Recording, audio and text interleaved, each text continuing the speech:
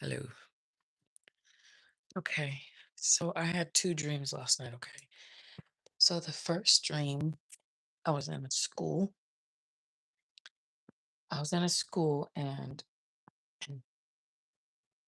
there was like a panic in the school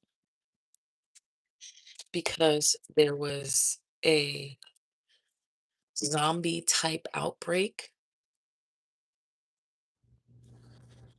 It was like a zombie type. It was in room. Okay, so it started in room 5. I don't know what room that is, but they knew that there was zombies or there was a mm, black growing goo, and the higher ups knew about this goo and how it was spreading and stuff. And then instead of warning anybody, they just turned off the light, cut the camera footage of this room, cut the camera footage, and then cut the camera footage, and then let it spread.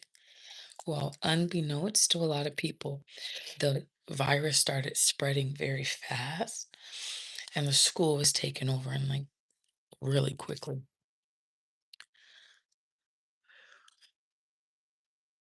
So I have to drive, and I get in my car to drive, and two of the girls that were in the school, um, they're old. They seem older, and then they're like a little more mature. Um, they told me that they were being um, harmed, and that's why they were developing so quickly. That they were being harmed and assaulted by someone, and that's why they were developing into women so fast. So in my mind, they whispered it to me, and then I was driving because I'm like, we're worried.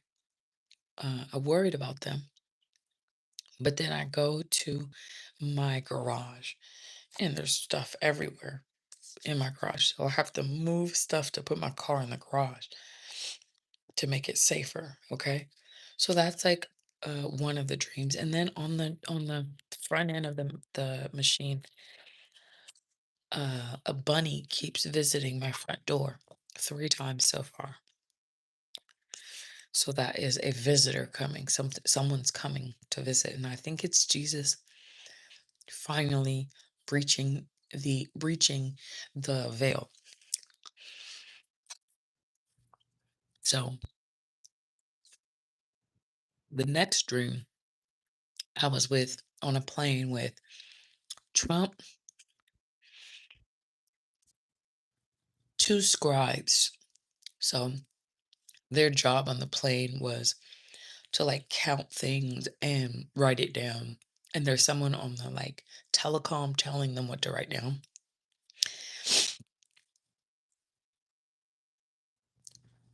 So I go into the room, and it was me because it was a plane, but it was a house. So I go into the room, and we're all discussing. I was like, we all been here before, but we're all dead. And I told him, I said, it's like everyone's dead here. But we've been doing the same thing over and over and over, but you're not real. You're not real. And then um they were like, um the pilot was dead. The another like no one was there to fly the plane. And Trump was like, okay, I'm gonna fly the plane and I'm gonna land it. And I told him, I was like, well, we've been here a couple times and you have never landed this plane. We've always crashed and burned. So I was like, however this happens, I want you all to know that I love you. you know? And that was the final communication that was sent from the plane to Earth. I love you. And he was very adamant about landing the plane. And I was like, look, we've tried this a million times. Every single time you guys die, right?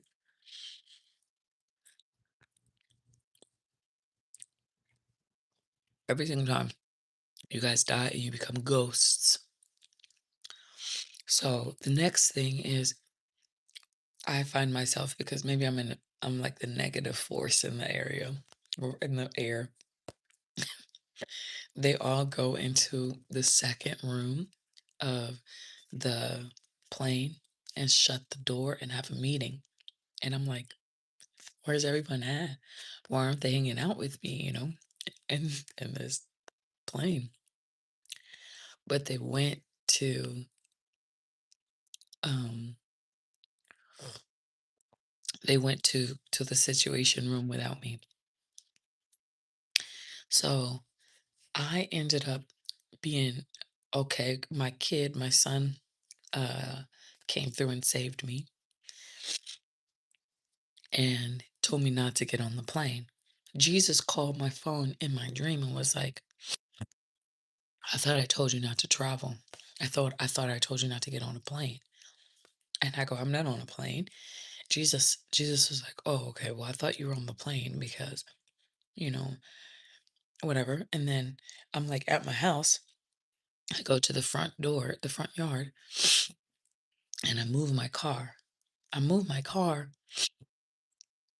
and it turns out to be someone else's car, a van, and I have the keys to her van. I was like, why does my keys to my car work for your car? She's like, that's so funny. That's so weird. So I'm like, okay, weird. And then she goes, and Alex has a therapist. And so me, the therapist, another girl from school, and my daughter go on scooters, right? And Alex's therapist is Sterling K. Brown. It was Sterling K. Brown, and I was walking near, like, or we were scooting near a construction house, like someone's building a house nearby. And I was Sterling K. Brown and my son and my daughter. My son's name is Alex. Sterling K. Brown, I've never watched that movie, but I know or that show. I've watched the beginning, but I don't know what's going on with Alex. But Sterling K. Brown was his therapist, physical therapist, and he was teaching him how to scooter. And I was like, he's so fine. I was like, Sterling K. Brown is fine. I said that in my dream. I was like, Sterling K. He's fine. And his wife looked over at me, and I was like, his wife is black. Yeah. I was like, we win, we won one. I was like, yeah, she's black. And she looked at me and she goes, I was like, yes. I was like, we got one. Um, in the dream with the plane, I was on the plane with Trump and a bunch of other people. They were like trying to fight the fact that they were ghosts and that they were dead. So the whole dream premise was, how do we save our own lives? And I'm sitting there like,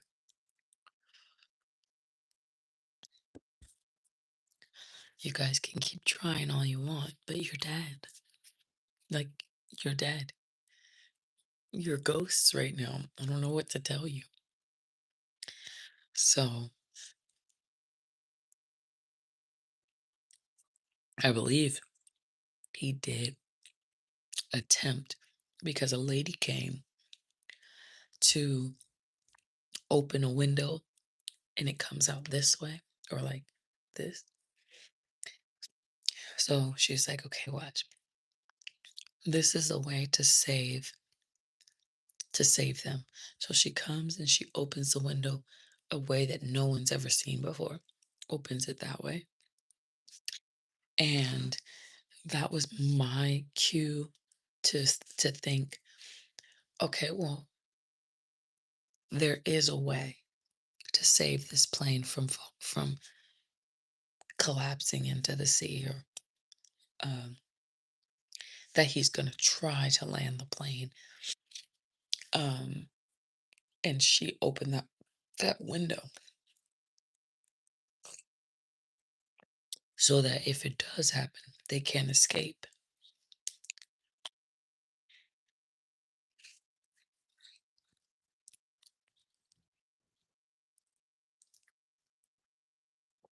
So that was a pretty weird dream. There's a lot of other like minuscule details I'm trying to remember, but I remember going to the cockpit and the pilot was dead, co-pilot was dead, but there were still like scribers, almost like doomsday. Like there was a screen on the wall, and there was in this little room, a screen on the wall. There was a guy there. There was a control room people talking to him, and he could see him, and he was scribing down 10, um, 10 shoes in the room, 2 gloves in the room. He was writing everything that was in the room down, like very detailed, and everyone was panicked. They were all panicking. They're like, "This is the fate. This is our fate to die, to die." I was like, and then I started getting scared and stuff. And in my mind, I'm like, I'm not scared. Like whatever happens is gonna happen. But they were like, "Oh, we don't want to die. We don't want to panic, or no, we don't want to. We don't want to be ghosts." I was like, I've lived my whole life as a ghost. No one really listens to me. But I was like,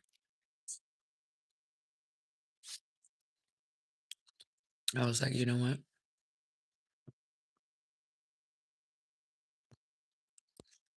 I didn't want it to panic. I'm like sitting there running around. So they go in the room and they shut a door. And I was like, where's everyone at?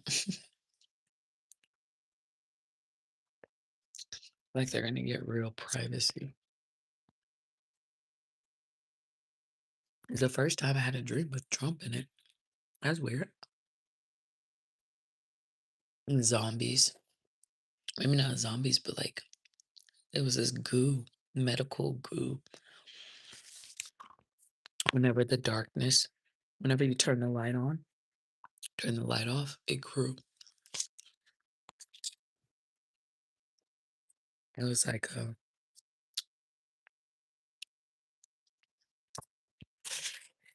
was pretty scary to some people.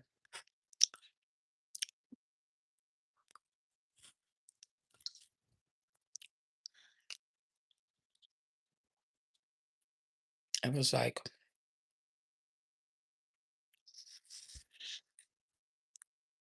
the first part was kind of like, whoa, that's weird. And then the second dream on a plane.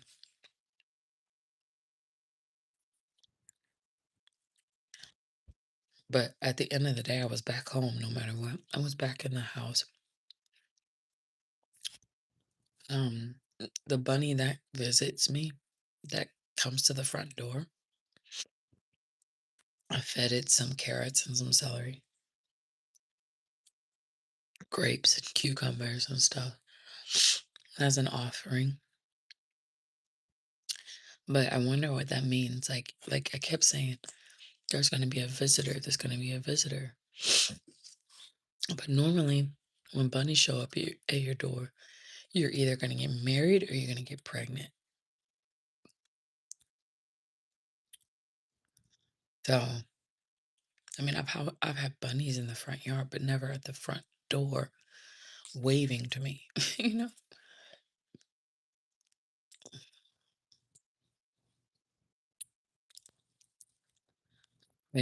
I had to tell you those dreams because they were pretty intense. I should probably warn Trump to watch out for flying for a while because if that dream is like coming to me, he might want to avoid flying Air Force One or something because we're talking doomsday plane activating. Like, why would both pilots be dead? You know, like I saw them dead, the pilots. And then there was like almost like at the same time, their ghosts are scribing what's happening. And I'm sitting there, they're trying to change the future. They're trying to change the future and then they can't, I'm like, you've tried to land this plane over a million times. You guys are in the same loop of hell and you're trying to get out of it. And so the smartest thing you do is to shut me out, shut the door and go in there and have a meeting. I'm just here to collect type shit. And I was like, maybe if I could say this dream, I could stop whatever's to happen from happening. You know, he could be a pilot. What if the plane is the United States? You know, I don't know. I can do my research and stuff, but I find it to be actually kind of, I wasn't scared per se, but I'm starting to like that old man, you know, the brazenness of his, communications and the, gangsterness of his, degrees of how he does things. Like, he's kind of growing on me and I don't want him to go. I don't know. Like, I kind of want to help, you know, but they have to listen. They can't shut me out. Like if they really want to land the shit, they gotta be, they gotta, they gotta open the motherfucking window. Hey, Elsie. Hi, Elsie. Come here. Give mommy a kiss. Come here, Elsie. Fine. I still love you. I still love you.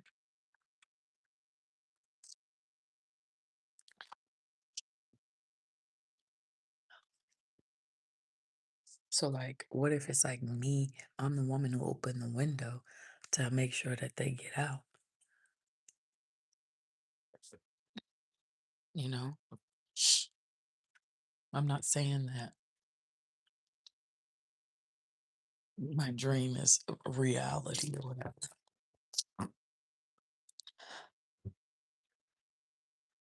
but I am saying I've seen a lot in my dreams that came true. It came true, and that's like important to understand.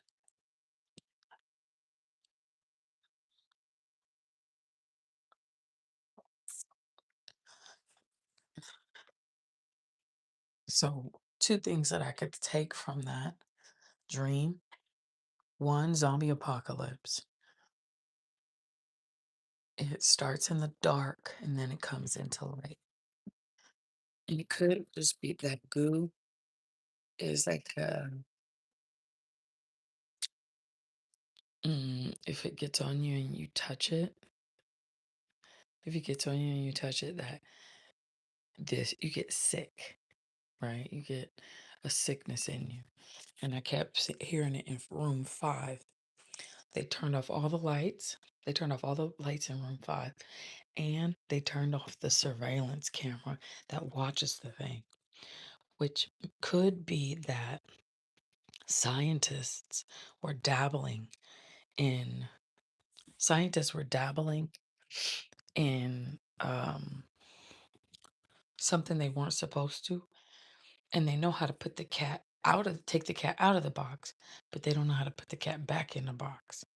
So whatever happened per se, they instead of telling the public, hey, we were dabbling in something and the scientists created something we can't reverse. Instead of telling everybody, they shut it down and kept it quiet. So now they're going into bunkers. They're going into bunkers and they're going into bunkers and they're going into underground facilities and doomsday stuff that they planned, while not giving humans, us, enough time to doomsday prep for them. And we don't have the finances to doomsday prep like that. So, and I'm seeing Hawaii. I've seen Hawaii a lot this weekend. But the thing is, what humans don't know is there is an intervention from a higher plane that has taken place and is continued to take place in the dark. So my fear is not on prepping and if I'm going to die or anything like that. My prep is on spirituality and making sure that I have enough courage and confidence and trust in Jesus Christ that everything's going to work out the way it needs to work out. I'm not going to say supposed to, but needs to in the script. Because all of this physical world stuff, it's the script of what's happening in the spiritual world. So I'm trying to think if there's anything else. Um, when they were like in this room or in the plane area, they kept saying, "Are we ghosts? Are we ghosts? Are we dead? Are we dead?" And I'm sitting there and I'm trying to tell them, I'm like, guys, you already died, and you're reenacting um, this scenario over and over and over, and this is the millionth time. I've always come right before he tries to land the plane and it doesn't succeed, and you guys all perish. So I'm going to walk you through it. I'm going to walk you through what's going to happen. And if you want to listen to me, this is what's going to happen, and you guys won't be ghosts anymore. You'll actually land the plane. But that instead of listening to me, they went into the room and shut the door. So subconsciously, that brings me to this paradigm of the political landscape is not going to be the same anymore.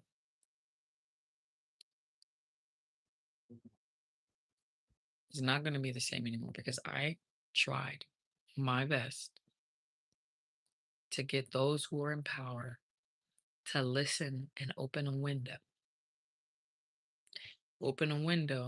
so that they can escape and no longer be soulless. So when I had that, now that I have that dream, I get back into this way of thinking.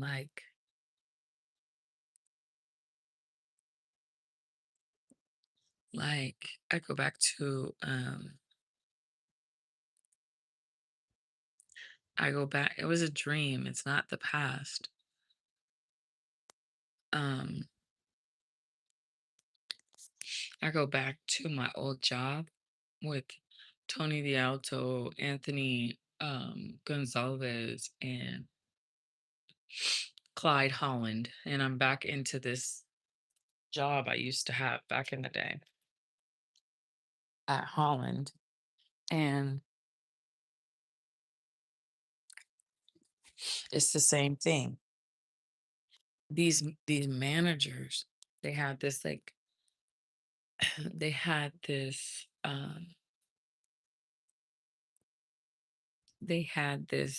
war meeting. So it's a WOR, weekly operations review meeting, and they would have it at in a with the whole company of the managers just to communicate. Well, it's the same aspect, and I went back in my mind to that point in time, and uh, again, the same type energy. They didn't listen to me. Tony didn't listen to me. Anthony didn't listen to me. Clyde didn't listen to me. And they thought that they knew the best way to navigate the like collapse of the rental market. And that is to buy low, sell high type stuff. But my thing, I told them, I was like, yo, it's not about the financial gain of the buildings and stuff like that. It's about getting people who need housing houses. And they laughed at me. They laughed in my face and was like, you know, we got a few, subsidy programs inside and on other avenues. We got the corridor and we got this, and it's just very men playing men playing Monopoly, right? So when I tried to like re-strategize the company to be more strategic when it comes to the heart of the company, the lady, her name was Judy, she was like, you're coming in here trying to change stuff. You're coming in here trying to change stuff. But who are you but a little girl who's playing in this imaginary world? We've been doing this. We are multimillionaires. We have tons of money. You work for us. And I told her, I goes, I don't work for you. I work for God. Jesus sent me here to do a job, and that's to help you guys not die, not become ghosts because of your greed. And basically, at the end of the whole thing, they ended up giving me a small severance after I transformed the company into something, gave them a new light. They fired me and just was like, okay, you're done. Like, because one, it doesn't matter anymore. But in the dream, the same type of premise of when I worked there, same type of premise of what was happening in the political world and Trump and the plane and stuff. So I'm hearing Doomsday playing. I'm hearing Doomsday playing, and I'm also hearing something again through India and Japan. So I'm hearing something through Japan, something through India. I'm hearing something through um, Iran. So these are all like channelers trying to beep boop boop boop boop the sky, but I take all of the like vibrations from this and I take it and I absorb and then subscribe them in my dreams. Anyway, that's all I got. It could be, it could be not longer here. Mm, how do I say? It could be where mm, we're no. I'm trying to say it could be the final countdown, is what I'm saying. Not just for the politics, but for those who haven't listened. I believe that because with the bunny showing up at my house, the bunny showing up at my house The bunny showing up at my house at my front door, almost like trying to tell me something.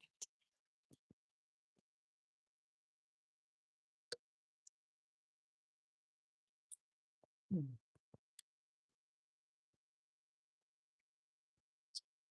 The bunny showing up at my house trying to tell me something. The um, dream with Sterling K. Brown, which it comes from that movie, comes from that show he's in, Paradise. You know, let me go. It comes from that show Paradise. And he's the therapist of my son, whose name is Alex. I don't know the premise of what are they trying to find Alex or something like that. They were trying to find Alex or something like that in the dream, but he was my son's physical therapist, which means my son has problem with his feet. So he comes over to the house and he like rides scooters with him and like shows him how to move his legs and stuff because he had a surgery on his Achilles heel. So the um whole thing, and we were riding on the scooters and we're communicating, um me and some other woman. I don't know who it was, but we were walking and talking, and Jesus finally gets the calls me and was like, "You can't be traveling, you can't be on a plane." And then I have a dream of being on a plane with Trump.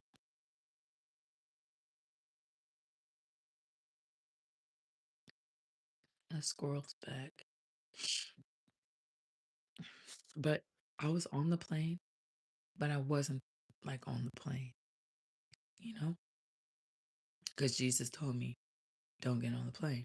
If Jesus says don't get on the plane, I don't get on the plane. Because if you get on the plane, when Jesus says not to get on the plane, the disaster is on you, right?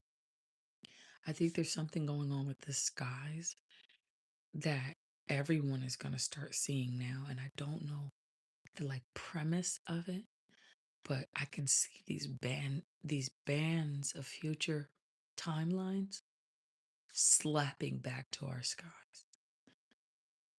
So this is what I'm thinking. But anyway, I'm done. I have to go do some stuff for my art project. Please give me some warm hearts, smiles and stuff because I don't know. I really want my art project to turn out good. I want to hang it and stuff for the kids. And so like give me some art light, send it my way. I know in the premise of the dreams it doesn't matter, but in the premise of life right now it matters to me. I'm out of here.